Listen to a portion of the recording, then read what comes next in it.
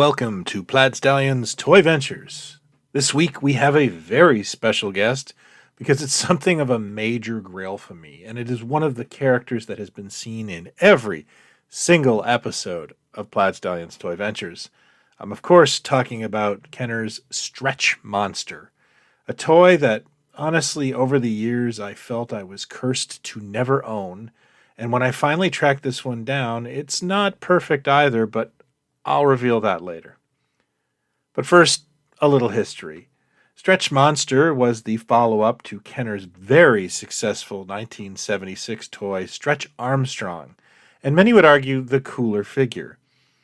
The Stretch Armstrong figure concept is made of latex rubber and then it's filled with gelled corn syrup, which allows you to, twist and bend and stretch the figure for a short time before it will shrink back to its original state. This toy line took the world by storm in 1976, and our subject today was created in 77 as an opponent for Mr. Armstrong to quarrel with. There was no animated series, there was no Marvel comic, there was no origin posted. It's here's the good guy, here's the bad guy. You figure out their origin. You figure out why a man in his underwear is wrestling a monster.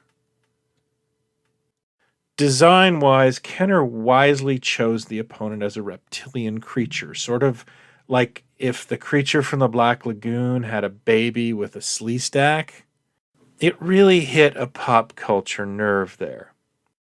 What resulted was an incredibly successful 1977 for the Stretch Armstrong brand. Seriously, Stretch Monster was a smash, and it really caught the public's fancy as well. The media in particular seemed to focus on Stretch Monster when they were discussing the hot toys of 1977. And adding to that, Kenner had a very successful promotion of the toy on print media and, of course, on television. And that had people flocking to stores that holiday season to get their hands on him. There are several articles about the sellout of Stretch dolls in America that year.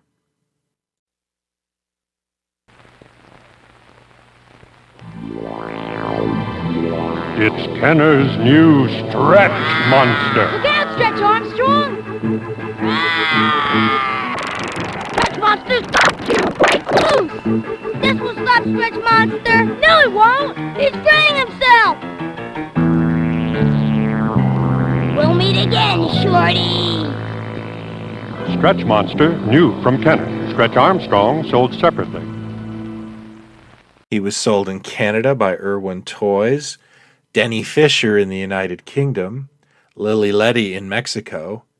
Meccano and France would call him Elastic Monster, and Italy would dub him Mr. Monster.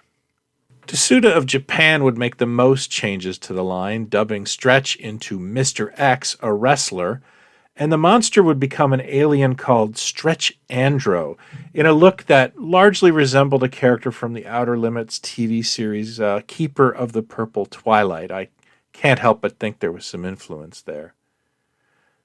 Stretch Monster would also feature in other media, such as the absolutely bizarre coloring book produced in 1977. I have some pages of this on my blog, and I insist you check them out. Stretch Monster's packaging is an iconic favorite thanks to the incredible expressions of the kid on the box. This fella did pop up on Facebook to recreate the shot a couple of years back.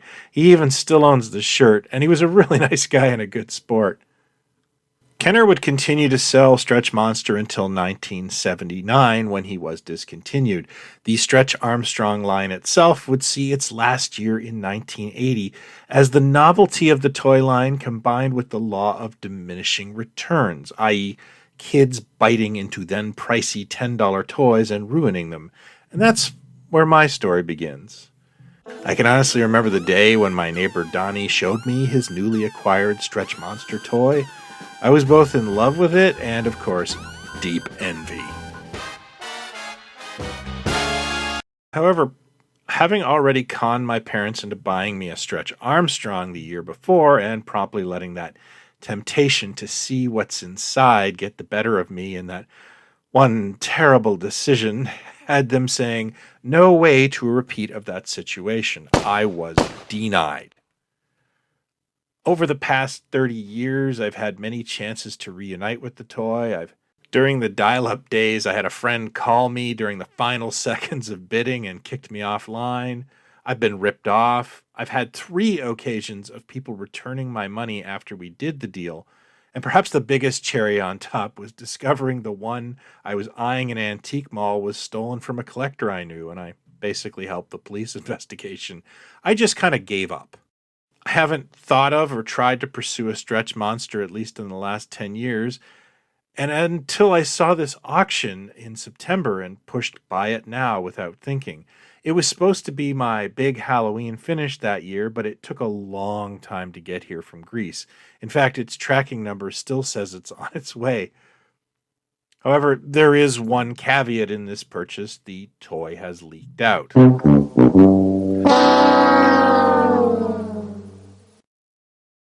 I'm cool with this because stretch toys are kind of time bombs. The damage is done, and lucky for me, I do have a replacement body waiting in the wings. So it is a happy ending. I finally have a stretch monster. He cost me under $200, and all is right with the world. Just a quick reminder that Toy Ventures Magazine issue 2 is coming out this month. There is a link in the description of this video where you can order it. And of course, we have bundles available if you missed issue 1. I'm very excited about this issue. It's really packed with some great stuff, and if you like this channel, please consider picking it up. In recent years, Stretch Monster has returned to toy shelves. However, for some reason, they've decided to take a more stylized look to him, and I gotta say, I'm not a fan. I really think that look was iconic and perfect and didn't need any changing. So tell me, folks, did you stab your stretch monster to see what was inside? You can be honest with me. Let me know in the comments below or join my Facebook group, Pod Stallions, where we talk about important things like this. Thank you as always for watching. If you're new to this, please consider hitting like and subscribe. This is what I do all the time. Until next time, have fun, be well, and talk toys, not others. Take care.